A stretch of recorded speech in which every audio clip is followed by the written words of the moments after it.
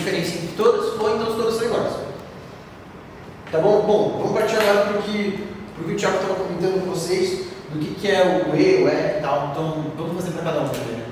Tá. Primeira coisa que o Thiago fez, quando ele estava falando dos pneus, era tirar as médias de cada um dos pneus. Vale lembrar que eu sempre me confundo também quando eu estou vendo diferentes tabelas, mas aquela primeira tabela do Thiago, ela estava na vertical, né? Então, tipo, tinha o pneu A, o pneu B e o pneu C, e ele tinha os dados.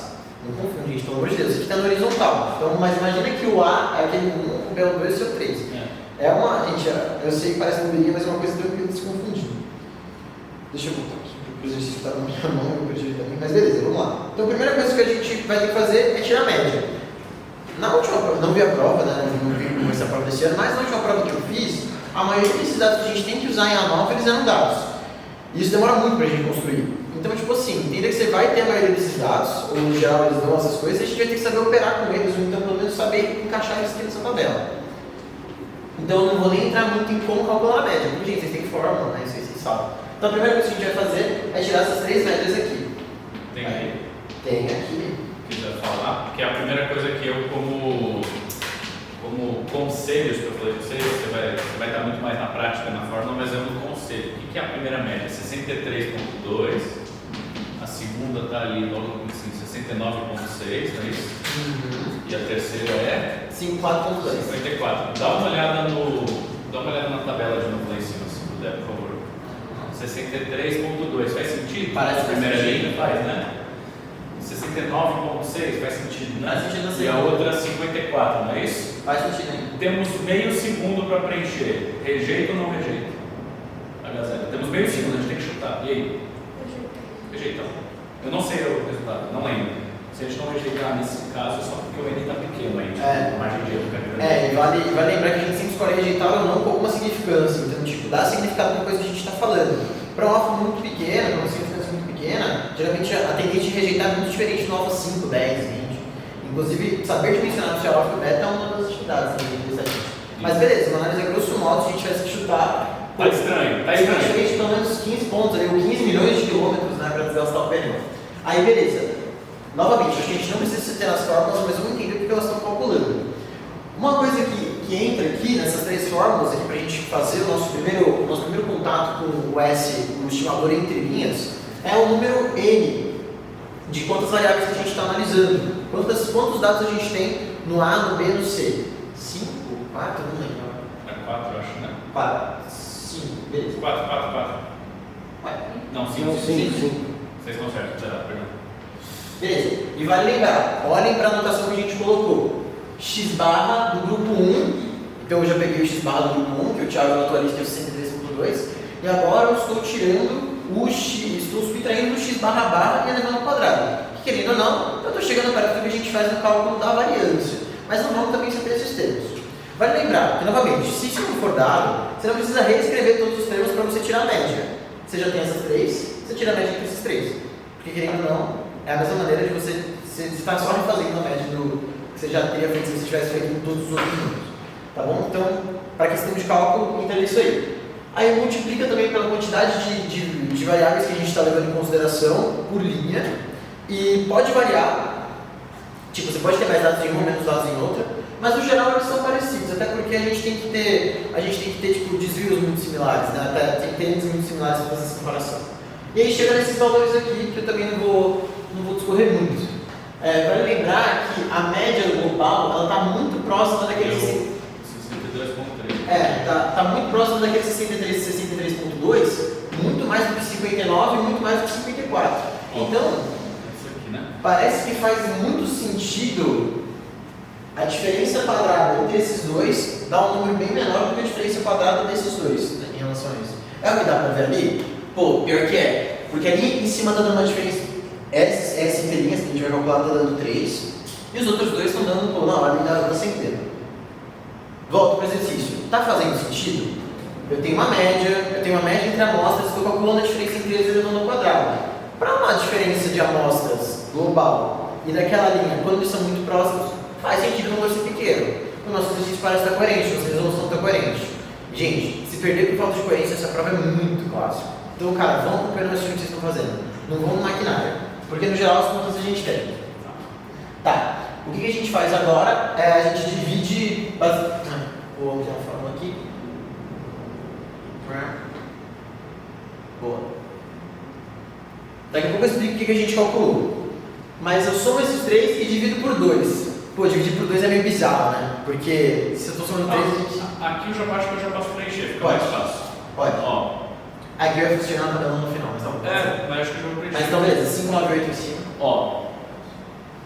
Entre linhas. Existe uma variação entre linhas. A gente quer uma variância, que vai estar aqui, ó. Ela vai estar aqui. Mas a gente quebrou em numerador e denominador. O que vocês fizeram lá é o numerador. Só que o numerador é a soma do que está na linha do grupo 1, grupo 2 e grupo 3. Então, 3 com 264, com 300 não sei o que lá, 598,53. Esse é o numerador que vai ser uma variância. Variância é uma divisão, é isso? Perfeito. Agora, por que eu estou dividindo por 2? Isso. É um pouco diferente, né? Porque, pô, geralmente se eu estou somando 3, eu divido por 3, né? A gente está acostumado a fazer aquele cálculo da média. Pois é, porque eu não estou dividindo por 3 ao acaso, ou por 2. Eu estou dividindo aqui pelos graus de liberdade que a gente está trabalhando. E sempre que eu sempre falo na monitoria, é aquela mesma coisa, tipo assim, sabe quando você tem uma equação e quando você define todos os termos, você sabe o último? Então você concorda que tipo, você tem liberdade de escolher todos menos um. Então lembre-se que a gente estiver falando de grau de liberdade, é o número de coisas que a gente está avaliando menos um. Nesse caso, como a gente está calculando entre linhas, é quantas linhas a gente tem. Entre linhas menos 1. Né? São 3 linhas, então 3 menos 1, grau de liberdade põe embaixo de 2, ou beleza. Ó, entre as amostras está isso. 3 amostras, 3 grupos diferentes, então entra 2 aqui. Um dividido pelo outro deu quanto? 300 esse negócio? 299, 299. 299.3. Que é o quê? Lembre-se do QM, quadrado médio. Que é, novamente, este o resultado final que a gente está querendo chegar, para no final a gente fazer o teste de F de Snedford, tá bom? Então é basicamente isso que a gente está querendo fazer. Beleza, eu já tenho as entre amostras. Só que a gente vai ver, então, daqui a pouco a gente vê mais ainda em regressão, o que tem sentido falar do residual, mas é uma parada super legal. Agora a gente precisa também da parte residual, para a gente fazer essa nossa análise de no final entender como que é o F calculado e o F tabelado que a gente está trabalhando com alfa de 5%. Então, vamos descendo um pouquinho mais. Naquela linha que eu falei para vocês, entre amostras é o que eu estou analisando. Para saber o resíduo, eu preciso saber o todo. A gente tira o resíduo pelo todo. Então, agora é uma conta mais grosseira. Eu vou pegar o todo. É que aqui a gente está pegando o todo pelo soma das partes, não tem problema, mas você vai calcular agora uma soma total. É isso que ele vai fazer? Cadê? Isso. Cadê o total? Aqui ó, a gente calculou pelo resíduo? Não tem problema, né? Aqui nesse resíduo. Cadê o total? Tem aí? Não tem. A soma dos dois, né? Eles fazem na tabela. Tá, tudo bem. Enfim, vocês podem levar formulário, né? Pode. Tá, então vocês vão pegar esse formulário para saber como calcula aqui e fórmula. Só que pode errar, porque o entre amostras é entre linhas. O resíduo tirado dessa forma ficou bem estranho para mim, mas tudo bem, é a fórmula, é assim. Na realidade, isso é para evitar, isso é para entender que sempre tem que existir superestimação e subestimação, para o esquema ser justo, mas eu vou entrar nessa também. Tudo bem. Ó. Aí beleza, vamos tirar então agora o nosso residual. Gente, resíduo, como o Thiago muito bem colocou, é justamente o que a gente não considerou, o que está faltando, o que aquela fórmula não analisou. Se a gente estava analisando um todo, uma média total de uma amostra, do A, do B, do C, e comparando com a média dos 3, do A, do B, do C, a gente não levou em consideração como está o comportamento lá dentro de cada amostra, certo? A gente pegou o comportamento de 3 amostras, de 3 linhas, sem olhar o que cada uma delas estava falando nela, e comparou as 3 juntas, tirou uma média globalzona, barra barra. Agora a gente vai olhar para dentro da linha, então entende, a gente anota isso, olha para todo mundo, entre linhas, olha para dentro, residual, e agora a gente vai olhar para dentro. Pessoal, o N que eu estou falando era de 3 linhas, A, B e C, então aquele N era 3. Agora a gente vai fazer um outro somatório em K, de 1 até K. Nesse caso, K é a quantidade de dados que eu vou ter por linha, nesse caso 5. Então, é justamente isso que eu vou fazer. Agora eu vou fazer, o resíduo vai ser minha diferença da média da linha com o valor de cada elemento daquela linha. E eu elevo ao quadrado, porque o quadrado eu consigo ter essa noção das coisas estourando. Então, gente, basicamente é aquele comecinho de fazer o desvio padrão, sabe? Aquele comecinho de fazer a variância. Pego cada termo, subtrai da média e leva ao quadrado. Aqui, por questão de abandonamento, as médias eram um pouquinho diferentes, tá? Mas aí, quando você leva ao quadrado, dá esses três valores aqui, tá bom?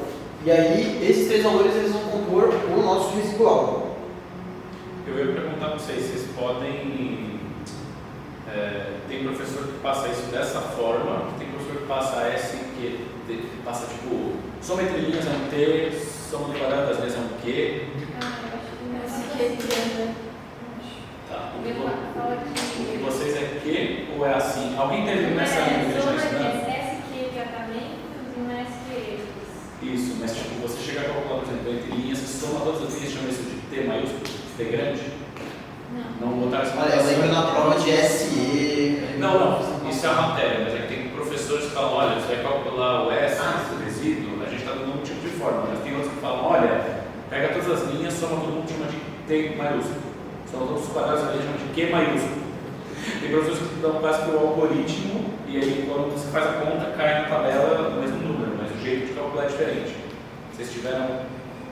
Eu fiz funcionar, mas eu acho que tipo, todas as variantes estão mais nessa linha. Está mais nessa linha, então tudo bem. O que é importante aqui?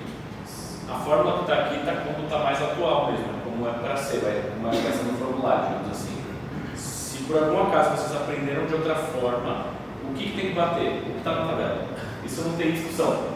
Você pode calcular da forma que você quiser isso aqui, porque tem professor que ensina de um jeito, explode, a gente está fazendo x na x barra ao quadrado. Tem professor que explode esse quadrado, esse produto notável e te dá um jeito de calcular diferente. Tá bom? O ponto é que tem que bater o número. O número tem que bater na tabela de todo jeito. Segue aqui. Pô, tá, vamos lá. Agora então o que eu vou fazer bom, já calculei essas três variantes aqui e agora são essas três, quer dizer, esses começos de variância, né? Então esses três valores eu vou registrar um olhando aqui mesmo por mim. E aí, 78,8. E aí, agora, pro total, é literalmente somado. 677,7. Eu tive em casa. Foi. Esse caminhão. Quantidade de amostras, né? Quantidade de... Eu vou fazer assim, ó. Eu explico dessa forma que eu acho que é melhor. Ó, vamos lá.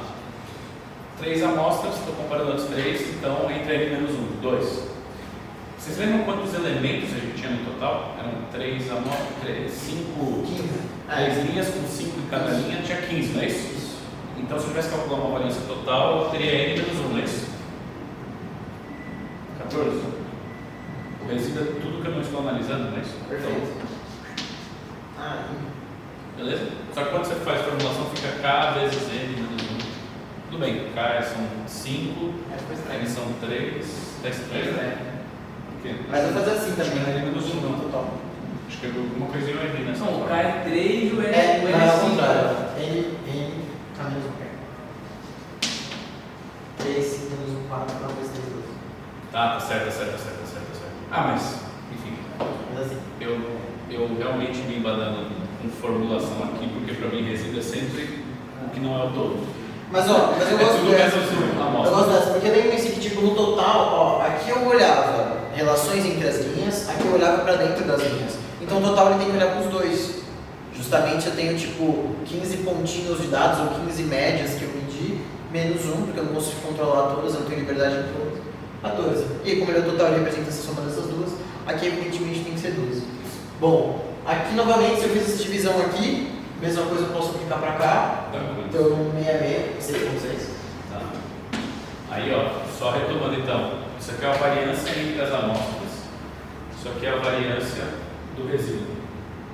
A gente vai ter uma F que é dividir um pelo outro. Dá um número aqui, ó, 3 alguma coisa. É bastante para quem é. Eu não sei se vocês lembram da F. A F é uma distribuição que é. Tipo, aqui é 1. Então, tipo, você começa a afastar muito assim, o negócio começa a ficar bem na cauda, sabe? Tá fazendo sentido? Uma sexta de tarde? Desculpa. Tá, aí qual que é o ponto? Você vai ter uma tabela, né? Eles dão uma tabela, né? Não, F tá. Existe um valor tabelado para te comparar aqui. Vocês lembram como era na P1? O que entra primeiro e o que entra depois? Tipo, na P1 não, na P2? Na P2 você tinha isso aqui, ó. Um teste F era assim, né? Ó. S ao quadrado quadrado A, C quadrado B e um F crítico. O que entrava na F aqui? É verdade?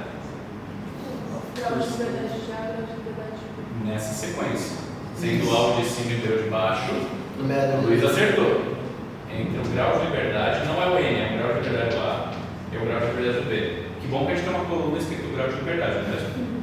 Que é o que já fazia da nossa música, né? Não é isso? Tá. F de 2 com 12 a x%. Aqui deve ser 5. Sim. Esse é 389. Esse é 389? Ah tá. Isso aqui é quanto? Bem mais, né? Muito mais. Nossa, bem mais. Desculpa. 389 para mim já é grande, né? Já a cauda dos 5% já é Sim, já é muita coisa. Tem a imagem aqui, né? Isso aqui dá quanto? 300 por 6? Dá quanto esse negócio aqui? Da física A gente fez isso? 45. Tá. 45 alguma coisa. Dá uma olhada nessa figurinha aqui.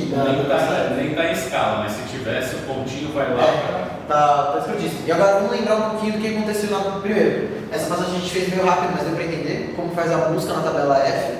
Olha primeiro o valor no numerador, depois o denominador, não troca, gente, pelo amor.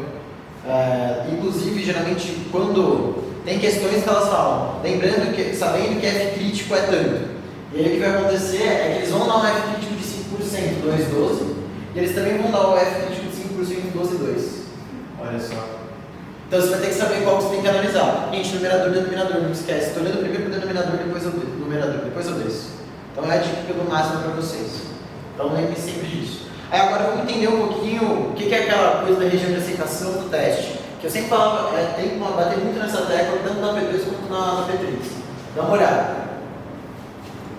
Esse aqui é o meu valor de barreira que eu determinei pela estatística do meu teste com 5%. Bom, então se eu achei este valor aqui, gente, eu não posso passar desse valor, ele aqui é a minha barreira. Vai lembrar que nesse caso aqui, a gente está analisando valores com a cauda direita, né? E geralmente esses testes vão ser assim, de novo. Então veja que passou demais. Passou muito, passou muito.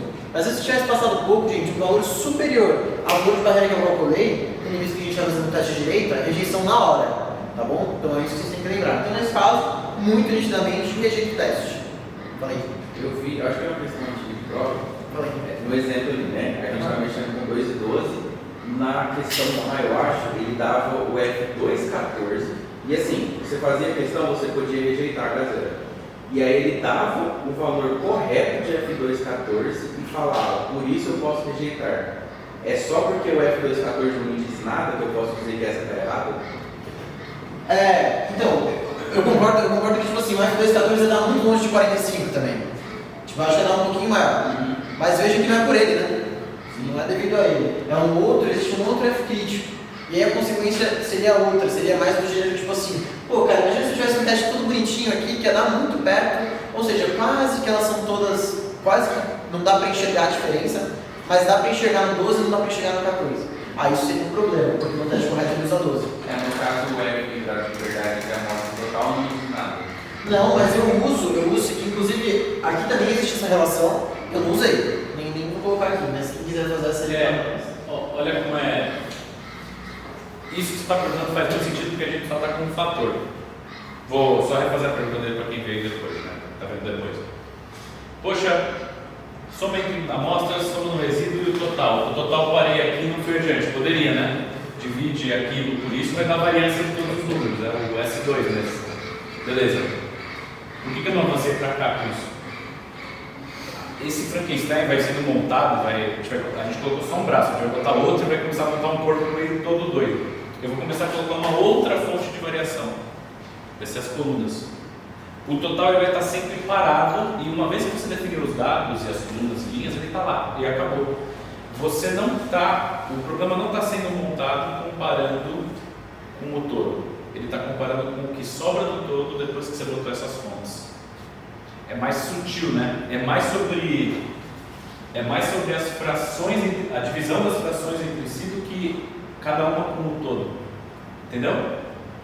Faz sentido? Sim. É porque daí, dessa forma que a gente está montando, é que agora a sua conta faz todo sentido com só essa variável, mas dessa forma que a gente está montando, o resíduo também vai sendo alterado quanto mais coisa eu vou pondo no meio. E quanto mais qualquer fonte de variação for muito diferente do resíduo, mais eu vou falar, cara, Nessa fonte de variação, entre linhas, tem alguma coisa diferente. Entre colunas, não percebi muito. E entre tratamentos, percebi. Entendeu?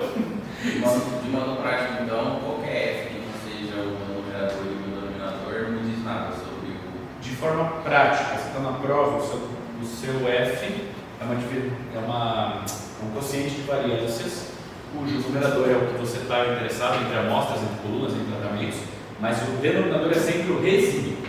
Não, então, é qualquer outro F que não é... Você pode fazer... O meu quociente não diz nada. Por enquanto, não. Para os nossos fins aqui de prova, não. Beleza? Vou correr um pouquinho, senão não vai dar tempo. Vamos para as duas amostras? Tem alguma coisa que dá para você quer completar daqui? Não? Não, não é bate isso. Pessoal, interesse nas noções de exercício, né? Mas pensem que, no geral, às vezes esses valores eles já são dados para vocês. Só que eles também são dados dessa maneira, com tipo essas escritas meio diferentes, tipo SE quadrado. Então o que vocês têm que saber, algo muito mais do que calcular, é identificar o que cada um significa e saber colocar na tabela. Tá bom? Porque, tipo assim, pelo menos na prova que eu fiz ano passado foi assim, e eu falei um pouco com a equipe, eles falaram que montar na tabela não parece ser tanto o que eles estão querendo focar, mas sim identificar o que cada um dos termos significa. A primeira linha, a gente está olhando para um todo segmentado em linhas. A segunda, a gente está querendo ver o que essa segmentação não enxergou. Vamos olhar para dentro das linhas. E é essa a razão que a gente está querendo entender. E aí, entenda, quando a gente fala entre todo o conjunto e só dentro das linhas, fica claro, né? O quanto que eu consigo enxergar de variação a mais do que eu enxergo da variação entre linhas, residual. Tá aí. É justamente isso que o teste está testando. Desce para mim que... Se por acaso ele me der o P-valor, eu consigo fazer direto. Pronto, vou responder. Vai descendo ali. Como que é na prática? Sabe como é na prática? Prática. Estou lá no dia a dia, estamos em Mariana, tem várias estações ao longo do Rio Doce lá. Cada uma tem um monte de coletas de qualidade da água. E a pergunta é, se é que a contaminação está ao longo de todo o rio, já que eu tenho 5 grupos diferentes, né? Eu caí no teste dia 9. Na prática é assim, eu vou pegar uma linha de código numa programação lá, no R chamar AOV, no Python não lembro qual é o nome da função. Eu vou pedir para ele, aí no terminal, ele vai calcular isso tudo, pegar essa tabela e calcular tudo no ato. Ele vai plotar a tabela de variâncias daqui e vai dar esse número chamado P-valor. Certo? Essa é a sua pergunta. Na prática, eu tenho uma desses consultores estatísticos, então, tipo, o meu dia a dia, eu sei que isso é a base, isso é legal, mas tipo, eu dei uma linha de código e saiu esse número chamado P-valor. P-valor, a regra prática é, se ele for menor que o seu nível de significância, você rejeita o H0. Por quê? Porque eu vou falar isso com muita calma e você ouve e você digere isso ao longo do tempo. Não precisa entender agora, tá bom? O P-valor é como se fosse a significância, não tem essa coisa de ser uma barreira, tipo, digamos que seja um teste assim, ó. Aí tipo, isso aqui é 5%, e você fala, bom, se cair para cá, rejeito, se cair para cá, não rejeito, não é isso? Tá. O P-valor é o cara, se, digamos que só mostra que eu aqui, né? E se a minha barreira, e se essa área do gráfico fosse exatamente o que eu minha amostra? Ela é certamente menor. Tipo, e se fosse isso aqui? Qual que é essa área, sabe? O pessoal chama isso de P-valor. Então, se eu quisesse decidir o teste com base no que deu na minha amostra, vou falar outra frase, que é o que eu falei. Se o nível de significância fosse o valor amostral, entendeu?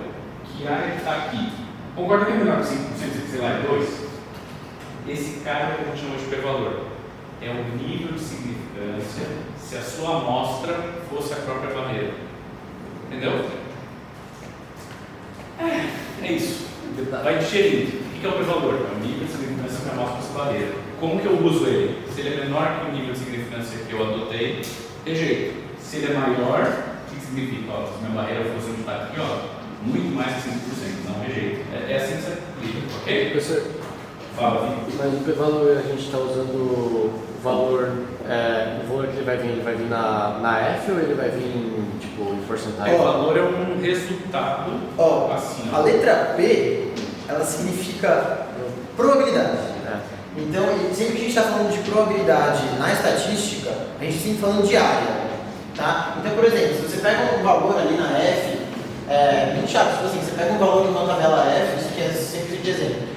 Esse valor aqui, se você olha nesse eixo Y, a gente não pode chamar ele de probabilidade, porque a probabilidade a gente está sempre trabalhando com áreas. Então, a primeira coisa que eu vou te falar é que tem que ser um valor entre 0 e 1. no geral ele é pequeno. 0,05, 0,01, o p-valor de mais que 1 é muita coisa. E na tabela F, a gente geralmente não vai achar esses valores. A gente vai achar um valor tipo 3,89. Então não é um valor que a gente acha por ali. Só que aí você pode fazer a volta. Você acha, se você tem um valor ali, você tem seus graus de liberdade, você sabe qual foi o percentual que ele estava usando. E aí esse valor você usa como probabilidade. Você não vai precisar calcular o p-valor na prova. Ninguém quer isso. Ninguém quer isso. Só que se cair p-valor, digamos que o nível de significância seja 5%. 5% é 0,05, não é isso? Tá. Este foi o resultado que ele deu. Isso aqui é 0,2%. Rejeito H0. Menor. Isso aqui é 5,2%. Isso é maior que o nível de significância, não rejeito. Isso aqui é bem maior, 13%, não rejeito. Fala. Então, o p-valor não tem nada a ver com o resultado do F. P-valor? Tem a Vai ver. ver na tabela. Ele para você na sua prova não tem. Só que, por que a prática é assim? Na prática você não calcula. A gente calculou um F que deu 45, não foi? Não foi no exercício 45? Tinha dado 45 o F dado na mão. Se eu tivesse calculado essa área, lembra que o 3,89 era o valor lá crítico? O 3,89 para cá tem 5% de área. Isso aqui deve ter tipo 1 para 1000 de área, tá vendo? Entendeu? O valor é esse cara. O valor é a área se você não quisesse ter um crítico e falasse assim, pega minha amostra e decide com ela. Entendeu? Então, veja aqui, então, até a ponta é 3,89 até o mais infinito é 5%. Só que daqui para o mais infinito deve ser, não dá nem 1%, mas dá pequeno. Esse é o p-valor. Agora, eu vou ser o mais prático que eu posso agora, eu não vou mais explicar nada, porque senão vocês não vão saber fazer a prova. Mas qualquer dúvida, me manda mesmo no WhatsApp, eu explico isso com o maior prazer, tá bom? Porque senão vocês vão começar a se confundir com as coisas. A pergunta dele foi ótima e veio um timing bom, sua pergunta, porque p-valor pode cair em qualquer uma das questões e o p-valor significa o quê? Menor que o nível de significância é rejeito. Respondendo você de maneira prática. Ah, não tem nada a ver? Sim, mas sua prova respondendo ali na hora não tem nada a ver. O valor é um valor que pode vir. É o resultado pronto que vocês têm que interpretar. Tem a ver na teoria de verdade, mas enfim, estamos querendo passar uma prova e não aprender a matéria. Pronto, então, certo?